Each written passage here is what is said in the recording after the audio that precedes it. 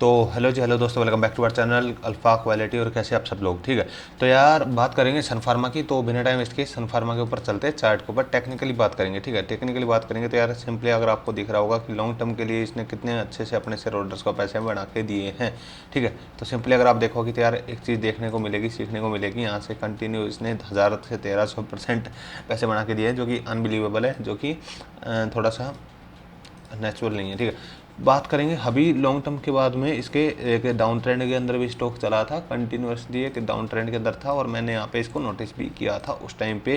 लेकिन क्योंकि इसके जो फंडामेंटल्स थे वहाँ पे वीक हुए थे, इसलिए डाउन ट्रेंड के अंदर था। लोअर लो, फिर लो, फिर लो, फिर एक ने स्विंग दी, लोग ट्रैप किए, फिर लो, फिर लो, फिर लो और फिर लो। ठीक है, तो यहाँ पे इसने एक लोअर लो की फॉर्मेशन बनाई, फिर क्या हुआ, एक साइडवेज मूव में गया और एक अपकमिंग से उसके बाद कंटिन्यू एक अप ट्रेंड के अंदर, और अभी है एक सिंपली अपने अप ट्रेंड के अंदर है। तो ये सिंपली आपको एक चीज़ दिखेगी इसके अंदर, अगर आप देखोगे तो एक कप एंड हैंडल का पैटर्न भी फॉर्मेशन बनाया था। इसने कुछ भी मान सकते हैं, यहाँ पे cup and then handle and then इसका ब्रेकआउट, तो ये सिंपली ब्रेकआउट हुआ। और सिंपली अगर आप टेक्नो फंडा के ऊपर बात करोगे, प्राइस एक्शन के ऊपर बात करोगे, तो आपको ये भी दिखेगा कि एक डाउन ट्रेंड के अंदर था, फिर यहाँ पे एक कंसोलिडेशन फेज के अंदर गया यहाँ पे, और फिर इसने हायर हाई बनाया। जैसे हाई बनाया तो यहाँ पे एक एंट्री ली जा सकती थी।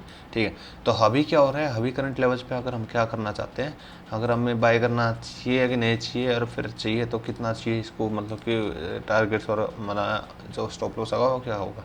ठीक है, तो यार मेरे अकॉर्डिंग क्या हो रहा है, मेरे अकॉर्डिंग ये हो रहा है कि एक अप ट्रेंड के अंदर है और स्टॉक इतनी रैली करने के बाद, ये लार्ज कैप स्टॉक है, मैं आपको बता देता हूँ। लार्ज कैप स्टॉक रैली करने के बाद पोज होता है, ब्रीथ करता है, सांस लेता है, साइडवेज में आता है, कंसोलिडेशन फॉर्मेशन में चलता है।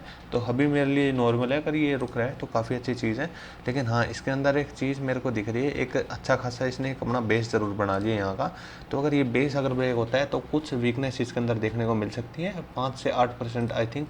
अगर हम देखें टू बी मोर प्रेसाइज, अगर हम देखें तो यहाँ से लगभग 8 से 10% तक की इसके अंदर डाउनफॉल आ सकती है।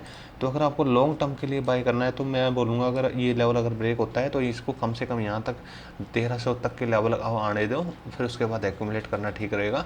लेकिन अगर आपको स्विंग ट्रेडिंग करनी है, पोजिशनल ट्रेडिंग करनी है, तो करंट लेवल्स पे आप इमीडिएटली बेसिस पे बाय कर सकते हो, क्योंकि आपका स्टॉप लॉस बहुत छोटा होगा, सिर्फ 1.5% होगा। 1.5% के नीचे अगर क्लोजिंग देता है तो आप एग्जिट कर सकते हो, नहीं तो आपका जो पहला टारगेट होगा वो मिनिमम 10% का होगा, फिर जो अगला टारगेट होगा वो 1800 के लेवल का होगा।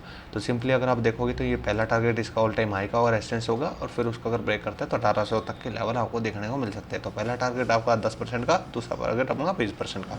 करंट लेवल पे बाय कर सकते हो, क्योंकि बहुत ही इमीडिएट सपोर्ट्स के ऊपर है। तो सपोर्ट लेवल पे आप बाय करना चाहो तो डेफिनेटली बाय कर सकते हो। लेकिन हाँ, लॉन्ग टर्म के लिए अगर बाय करना चाहो तो करंट लेवल पे भी एक्यूमुलेट कर सकते हो, और बाकी अगर नीचे आए तो और अच्छी बाइंग अपॉर्चुनिटी आपको मिल सकती है। तो मिलते किसी नए वीडियो में नए टॉपिक के साथ, तब तक के लिए जय हिंद, जय भारत।